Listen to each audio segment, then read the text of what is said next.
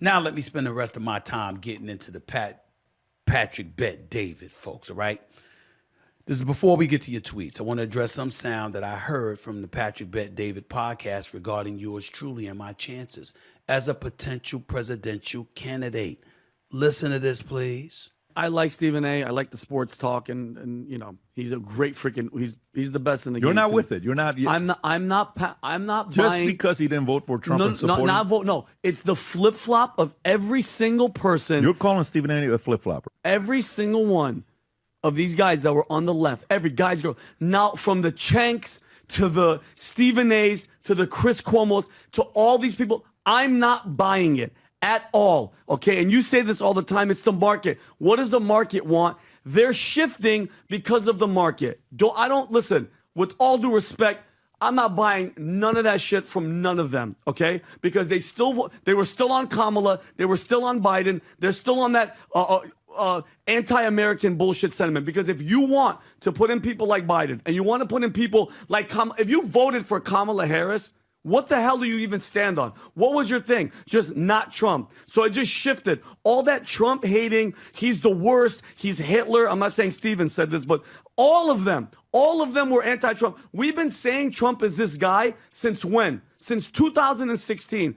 We've had this guy's back. And it's not just blind loyalty, Tom. It wasn't that. It was the proof in the pudding. He came in with Russia collusion. Obama and all these guys freaking spying on him. He had all this shit. He had COVID. He had all this stuff, a Russian asset, all that bullshit Putin talk. All right? And then now he's back. Everybody voted for him, and they're all changing their tune because they have to. Oh, Lord. Vetting, respectfully, specifically on this particular topic, I don't give a shit what you give a shit about. I'm going to say it twice so we know that I wasn't stuttering. I don't give a shit what you give a shit about as it pertains to this particular subject. Because the one here that is at least somewhat wrong, but clearly devoid of empathy or compassion or understanding is you. Now, before I get any further, let me say this. I love Vinny. I do. As I do Adam, as I do Tom, as I do Patrick Bet Davis. And in the interest of full disclosure, before I get any further, I got a lot of love for them and their podcasts. But I got a lot of love on a personal level for a guy by the name of Patrick Bet David, the leader of that crew, who's become a great friend and somebody that has helped me, and I'll put it out on Front Street. He was one of the people that I was receiving advice from when I was negotiating a couple of my contracts. So I have a personal affinity and affection for that man, and Adam too. And Adam, I got love for Adam too. He knows why. That's my brother right there. Vinny, this is directed to you. Could you calm down? Please? Because you act like we had to have voted against Trump for the specific reasons that you're articulating. The border is a primary issue with you. We understand that. So how could anybody possibly vote for Kamala Harris? Well, what if their issue wasn't the border? What if their issue was avoiding chaos? What if their issue was not wanting a president in office that was willing to pad his own wallets and his own coffers while being the statesman that sits in the presidency of the United States of America? What if the priority wasn't safety in the streets? What if the priority was that they were for woke culture? There's a bevy of reasons. Why are you acting like everybody has to be a monolith, like they have to be of one set of thinking and of one mind in order to vote this way? I watched the whole episode with you and Patrick Bet David and Adam and Tom. Patrick Bet David, PBD, the man himself, asked you specifically, all three of them, what was your top two priorities for the election? Each of y'all gave a different answer. You talked about the economy. PBD talked about woke culture. Tom talked about safety in the, I'm sorry, the producer, behind the scenes, talked about safety in the streets. Adam talked about the borders. And I forgot what else. And I'm sorry if I forgot the other part about you, Vinny. But the point is, all of y'all had different reasons. It's America. You're going to have different beliefs. So what? So what? Now let's get to me, because I'm who you were talking about, that you lumped in with other people, even though I do appreciate you pointing out that I didn't say those incendiary things about President Trump. I appreciate that, seriously. And I got nothing but love for you. We just disagreeing on this particular issue. I'm not monolithic in my thinking. We live in a binary system. There's shit I didn't like about both of them. I have always been against woke culture. I have always been against open borders.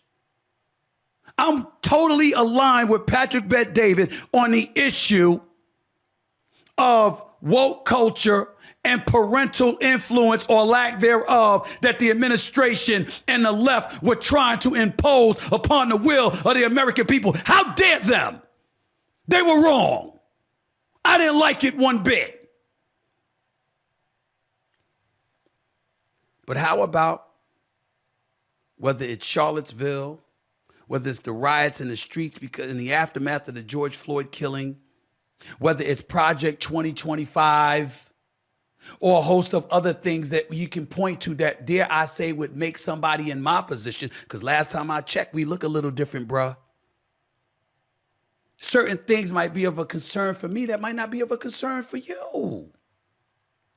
And we were thinking about that. Now you end up looking right, but how will you end up looking right? I'll give you the borders but we're aligned on that. I don't know about the tariff war with China. I hope it works. I see the 90-day reprieve. But I don't know if it's going to work. I'm hopeful. But were you cool with Trump's original strategy where he was alienating a whole bunch of allies and basically encouraging them to consider doing business with China because they were willing to go up against us because they didn't like the way he was acting because he seemed a bit chaotic and haphazard? It might have been strategic on his part, but we don't know that until the results come in. And yes, trillions of dollars have been promised to the American economy, courtesy of companies that are willing to pledge their commitment to what he's doing. And I understand that, but we got to see it to believe it, right? We can't, you agree with everything about Trump? I spoke to Candace Owens. She don't agree with everything about Trump. I spoke to what Officer Tatum. He don't agree with everything that Trump has to say. I spoke with Bill O'Reilly. He didn't agree with everything. I'm quite sure if I spoke to you, Vinny, you wouldn't agree with everything. Patrick Bet-David, you wouldn't agree with everything.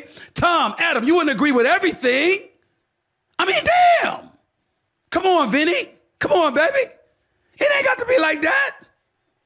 Everybody talk about switching sides. Ain't no switching. Let me speak for myself because I'm not going to speak for everybody else. Let me speak for myself right here. I don't want to hear a damn thing about switching. I've been an independent my entire adult life. Okay? I've said if it wasn't Trump, if it was a Nikki Haley or somebody, I would have voted for them over Kamala Harris. I would have voted for them over Biden.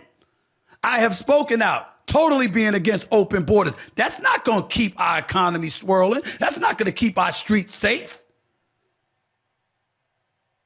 But I'm a guy that believes in being in the middle, meaning open to compromise, understanding everybody can't get what they want. Vinny, you seem like if you can't get everything you want, you pissed. So damn it, it's all or nothing. That's not reality. You go to work every day, Patrick Bet-David tells you everything you want to hear and gives you everything you want, and he never says no to you. I know Patrick Bet-David a little bit. I sincerely doubt that's reality. But you deal with it, don't you? That's how it goes. That's how it goes. I'm looking at Trump right now. There are certain things that I don't like, but I'm keeping an open mind. He might be right about these tariffs. Maybe, let's see. He's definitely right about the borders. Pat, PBD, always been right about the whole woke culture thing. No shade here. War in Ukraine, between Russia and Ukraine, is that going to get resolved?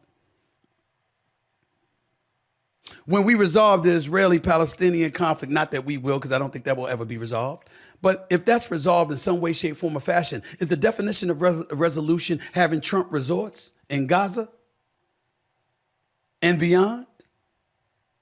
I don't know the answer to that question. Do you? Jared Kushner, is he really padding his wallet significantly? Are the Trumps, the sons, Don and Eric, who are running his business and doing business in Saudi Arabia, is the wallets of the Trump family getting padded here? And if so, fine, because all politicians find a way to get their share, their piece. But at what cost to the American people? I'm not allowed to ask that question, Vinny. Come on, bro. You better than that. You talking about people switching or whatever. You have some people in our country that wish it was the way that it would have been under the Harris or the Biden-Harris administration. Some people didn't mind open borders. Some people didn't mind woke culture. Some people thought, hey, they said our economy was the envy of the world. What is he messing with it for? They ain't paying attention to a $37 trillion deficit. I personally roll with you. I think it is a reason to be concerned. So much so, I'm not ruling out voting for the damn GOP, assuming I don't run, of course. And if I did run, I've already been on the record. The party would change. Purge was too strong of a word. And I don't want to call politicians professional beggars anymore. I do think that's disrespectful to them. I don't mean it that way. I'm simply saying you got your hand out for support. You got your hand out honoring favors. You're at the behest of people who contribute to your campaigns, their donors, etc. I don't want to live that kind of life. And I do agree with you, the whole PBD team, when you say the apparatus that exists within the Democratic parties from superdelegates on down would be problematic, if not impossible, for somebody like myself. But I got news for you. I've been known to pull off the impossible. I have no desire to be a politician. I don't want to be a part of that world. I don't want to give up the money I worked diligently all of these decades to position myself to finally earn. All of that is true, and I got more coming, by the way. I'm just getting started. The flip side to that, however, is this. I don't like people telling me what I can't do. I'm a black, poor kid from the streets of New York City who got left back in the 4th grade because of a 1st grade reading level, who had dyslexia, who a guidance counselor once laughed at just because I told her I wanted to go to college. And I graduated with honors and became a journalist. And I'm one of the top pundits in the world who's getting paid handsomely for it, by the way, on a level I never dreamed or fantasized about in my life. And as an aside, I'm a New York Times best-selling author who wrote every single syllable of my own book. Who would have thought that? So I'm of the mindset, anything I put my mind to, I could pull off anything if I want it bad enough. But you know the number one reason that I'm confident in myself, Vinny, and I'm not speaking derogatorily towards you, my brother. I'm speaking with love because I do like you. I love your whole crew. But I'm speaking to you directly. Don't look at the book by its cover. So what? I didn't vote for Trump. It doesn't mean I ignored the good he could potentially do.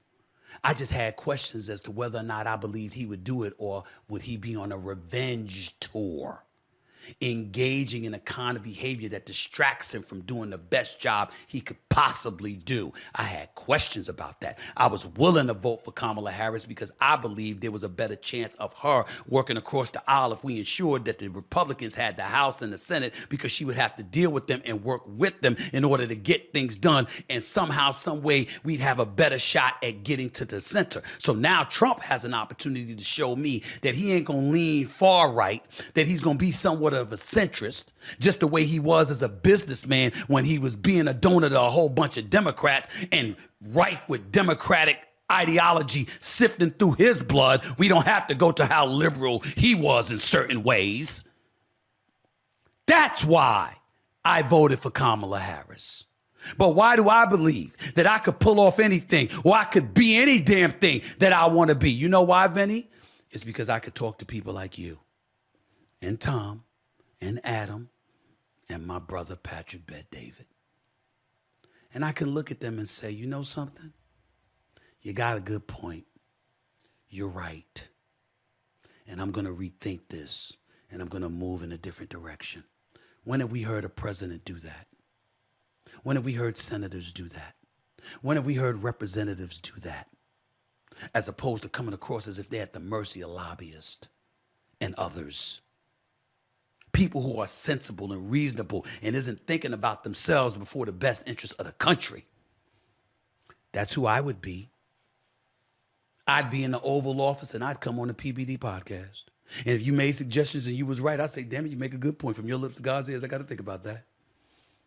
And I'd move forward. And you know why it would work? Because it would give the country a feeling of ease, that people are reasonable and working together. And as a result, they're coming up with the best ideas that's in the best interest of the country. As opposed to being opposite ends of the spectrum, two polarizing figures serving to divide us all as Americans and leaving us in the streets to sift through it and having you, Vinny, spew your pissed off attitude towards everybody. Instead of saying, let's see what works and let's see what doesn't. That's all, Vinny. That's all. All of these people switching gears, you ain't talking about me. I've never been on the left's gear. I've always decried some of the things the Democrats have done. I just look at the Republican Party and I say, what you got for us? And maybe I made the wrong decision this time around. Maybe I shouldn't have voted for Kamala Harris. Maybe I should have voted for Trump. Maybe next time I will for somebody else. I'm not going to lie to you. I don't know about J.D. Vance because I remember those extreme positions he took, but I wouldn't hesitate to vote for Marco Rubio in a heartbeat. That's reasonable. See, I'm willing to be reasonable, Vinny. And I wouldn't call you a flip-flopper or denigrate or decry your position just because it's different from me. If you had a pretty damn good reason to feel that way, which we did based on Trump's first go-round. We just found out in the aftermath how much Democrats were willing to engage in similar behavior to what they accused the other side of doing and hiding stuff about Biden and about their own transgressions. It's called learning and evolving through human error. Last time I checked, Vinny, you're human. Honestly, you're a pretty good brother. Pretty damn smart. Fiery, passionate. As is the case with the rest of y'all. And I love y'all for it. And I learn from it every day. But it doesn't mean you can't learn a thing or two, Vinny. Think about that, my brother. And by the way, I'm coming to town soon. And when I come, I expect you to treat me to a drink so we can talk about this even more. You're paying. Take it easy, y'all. Take it easy, buddy.